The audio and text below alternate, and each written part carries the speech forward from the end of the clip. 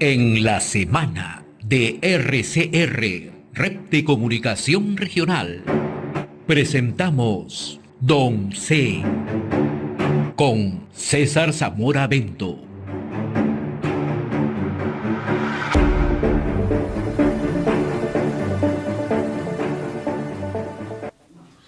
Momento de saludar a César Zamora Bento en Don C. Qué gusto saludarte, César. Buen día, ¿cómo estás? Buenos días, José. Agradecerte esa introducción, hombre. No, yo Muy recordaba agradecido. al Estás haciendo panameño, el preámbulo del Día del abogado, Padre, seguro. político, ¿no? Rubén Blades, ¿no?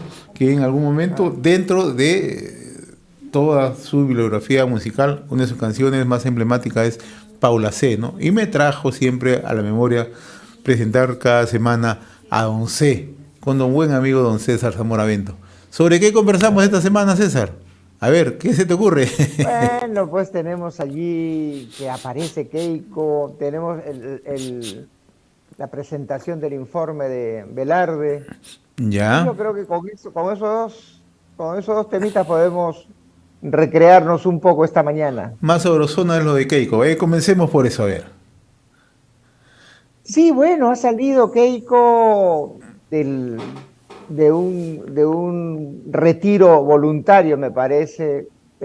Ha sucedido en ese retiro eventos como, por ejemplo, su divorcio.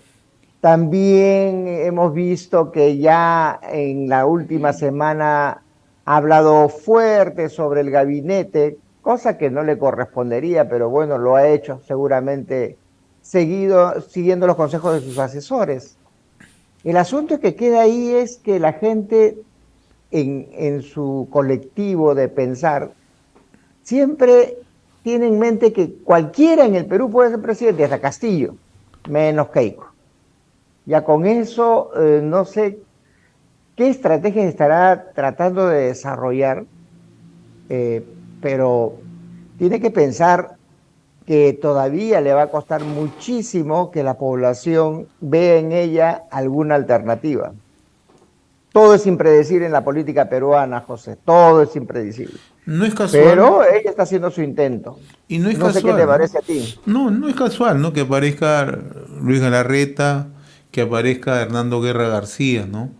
Indicando que Keiko Fujimori es la figura más visible, con mayor proyección para ser candidata en Fuerza Popular. Pero también hay otros que guardan alguna, digamos, mesura sobre este tema, ¿no? Ayer conversábamos con Juan Carlos del Águila, que también es un dirigente loretano, él, y decía que todavía es muy prematuro hablar de una candidatura de Keiko Fujimori. Pero tú acabas de notar algo muy interesante, ¿no? Cómo ha calado en el colectivo, ¿no? La figura que cualquiera le gana a Keiko, ¿no? Entonces, Sí. ¿cuál puede ser en todo caso en estos momentos, ¿no? La motivación para que Keiko realmente salga a la vitrina política, sus adláteres indiquen podría ser la candidata, ¿no? Porque no era necesario. Pero Hernando Guerra García se esforzó en poner eso en la mesa y lo mismo que Luis Galarreta, ¿no? Entonces, parece Sí, ser que bueno, no hay casualidades en política, lo decía en un momento Alan García, si no me equivoco, ¿no? no hay nada de eso en política.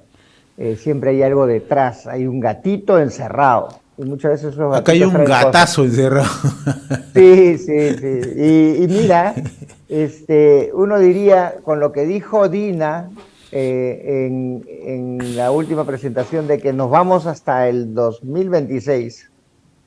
El hecho que Keiko aparezca con el pie en alto, que este gabinete tiene que ser recompuesto y tanta cosa, nos haría pensar de que la bancada de Fuerza Popular jugaría a seguir promoviendo un adelanto de elecciones. Entonces, si eso es lo que tenemos entre manos, no podemos quedarnos dormidos en la política y tenemos que sacar a nuestra máxima representante. Hay que tener cuidado con esas cositas, son señales muy, muy, muy sutiles, pero que al final algo traen consigo, ¿no? No es casual, no es casual que la señora Keiko o la señora divorciada Keiko Fujimori, porque eso también es un talante que ella está manejando, menos mochila, y ya se presenta más ligerita, ¿no? No sé qué opinas tú. Mirando ya el panorama actual, ¿no? El descrédito que tiene el Parlamento, ¿no? Más de 80%, el mismo descrédito que tiene la propia Presidenta de la República, Dina Boluarte, ¿no? Esto también, ¿no crees tú que de una u otra manera haya acelerado la presentación de Keiko? Pero para muchos desafortunada, para otros en su militancia es lo que tenía que hacer, ¿no? Llamar a la Presidenta de la República a una autocrítica, cambios de ministro de Estado, etcétera, etcétera. Con lo cual se incorpora a la vida política, pero no solamente ella, ¿no? También se están incorporando desde hace buen rato, que está viajando por varios puntos del país, en la otra antípoda, en este caso Verónica Mendoza. Pero yo quiero detenerme en el caso de Keiko, ¿no? O sea, ¿es prudente Claro, a estas alturas? Mendoza, yo no lo no quisiera Claro, conversar esa señora. claro. Ahora, te digo, en eso de las casualidades, José, en eso de las casualidades, fíjate, Keiko sale así, bien así, espléndida, ¿no? Pero de frente recibe un vuelto, creo yo, en mi análisis. El Poder Judicial sentencia a Vladimiro Montesinos y a Martín Rivas por el caso Barreto, un caso que tiene 30 años. Qué curiosidad, ¿no? Keiko sale y pum, lo ponen delante en las noticias, la condena de Vladimiro, que tiene que ver con su pasado político. Entonces, creo que ahí hay un balance de fuerzas que se están dando y que los ciudadanos hay veces no nos percatamos de eso, pero que yo sí creo que políticamente hablando hay un reacomodo ahí que hay que estar atentos, ¿no? Hay que estar atentos para no dejarnos sorprender otra vez. Ahora, mirando ya una posibilidad de un escenario político, ¿no? Tú que recorres mucho el país, has escrito varios textos sobre realidad peruana, mirando la sociografía en el país, ¿tiene opción Keiko o simple y llanamente es darle más opción a fuerzas, o sea, extremas? Opción tienen todos.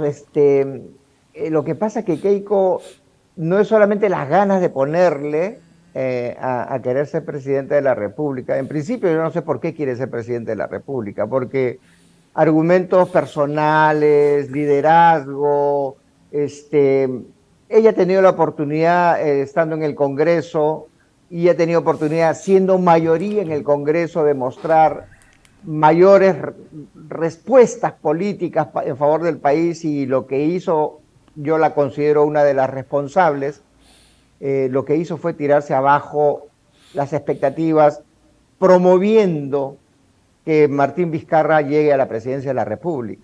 Entonces, si hablamos de argumentos a su favor, muy pocos, ¿eh? Muy pocos.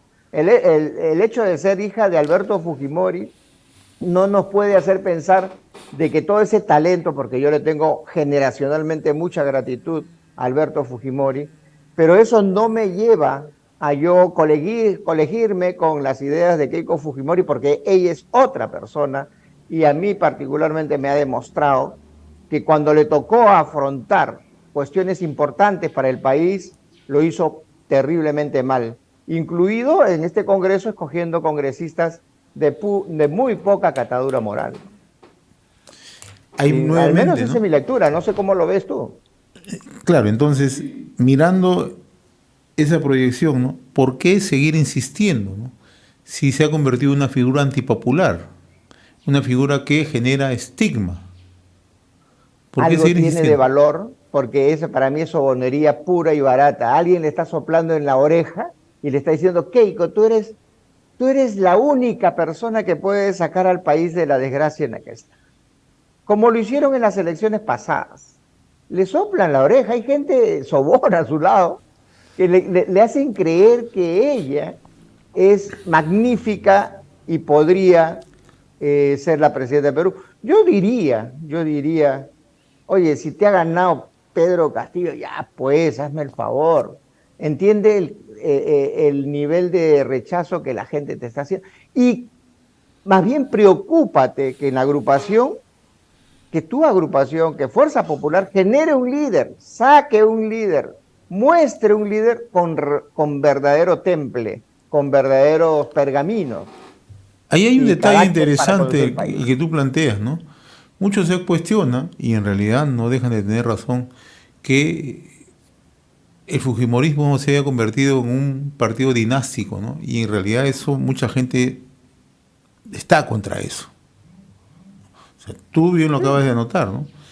Es momento de darle oportunidad a nuevas figuras que estamos seguros deben existir al interior de Fuerza Popular, ¿no? ¿Por qué seguir insistiendo siempre en el grupete familiar, ¿no? Por eso te digo, a alguien le sopla la oreja, Keiko, tú eres lo máximo, tú eres la hija de Alberto, y entonces la gente te va, nada. Yo me imagino, llegado al gobierno, la van a moler, la van a moler. Si es que llegara al gobierno en ese caso hipotético, ¿no? Vamos a otro tema, el tema económico, ¿no? Comenzamos con Gracias, una gracias. proyección económica de 3% para este año. Esas eran las ¿Cómo? proyecciones.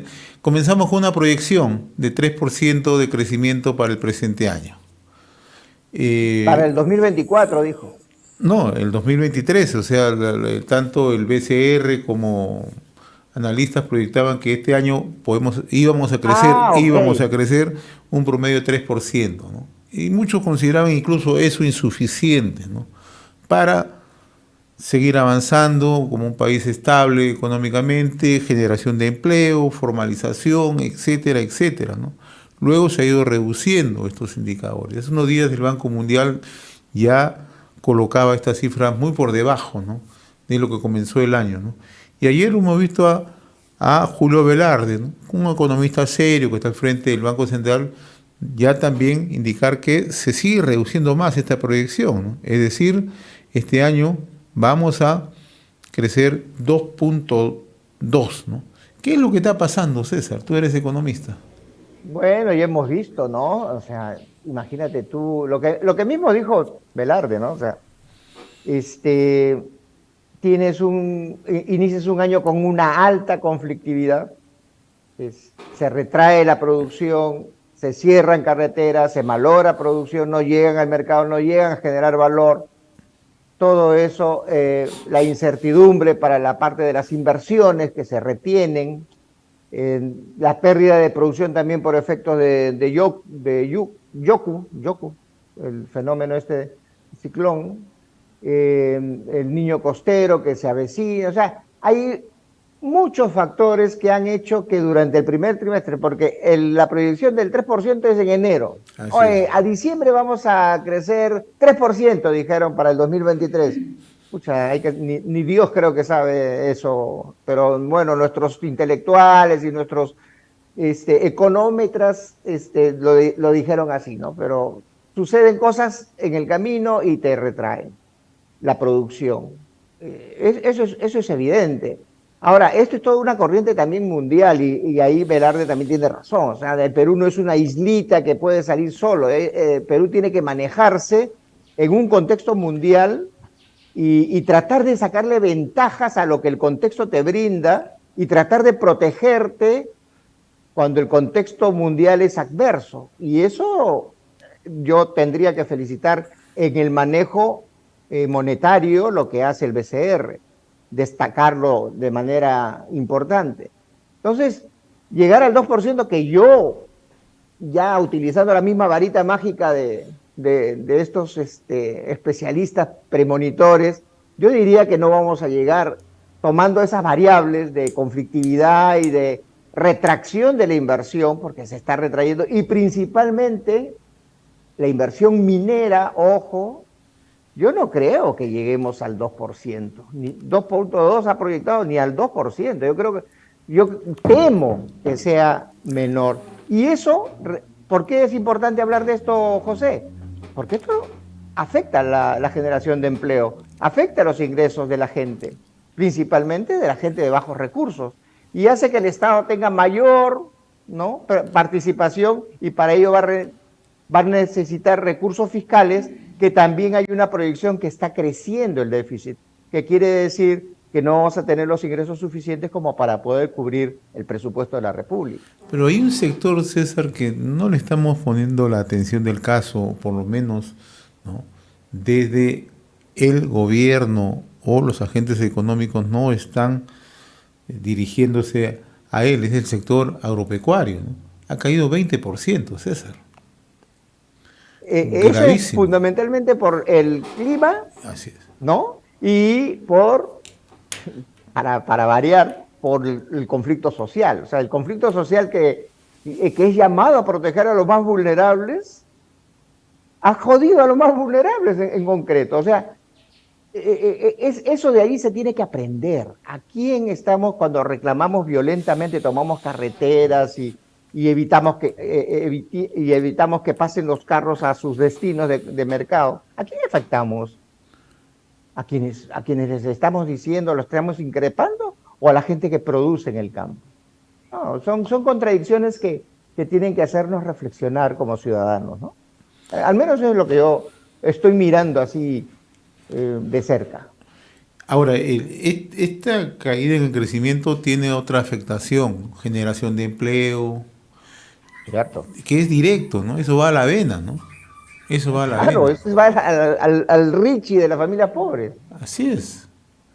Y cuando tú dices, oye, la pobreza está incrementando, la pobreza extrema también, pucha, como si eso no fuese de esperarse. Es causa-efecto, causa-efecto. Genero conflicto, genero distorsiones, inestabilidad política, ahuyento a la inversión, vamos a tener pobreza. No hay otro resultado.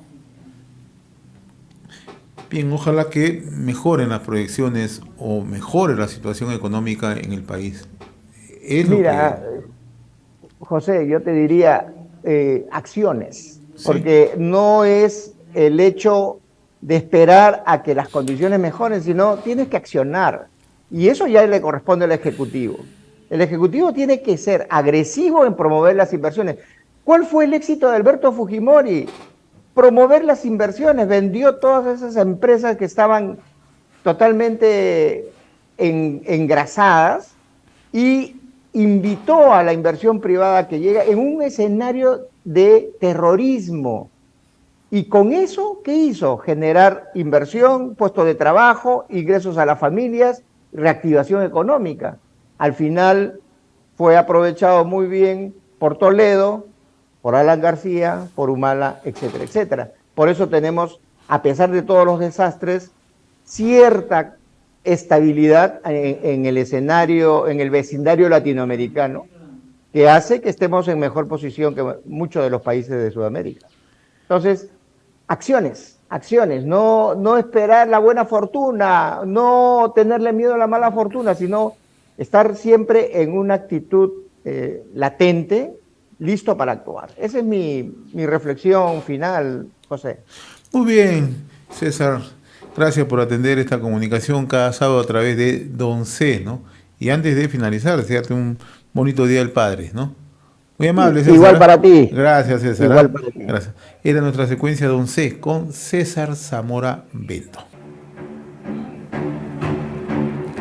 Don C con César Zamora Bento.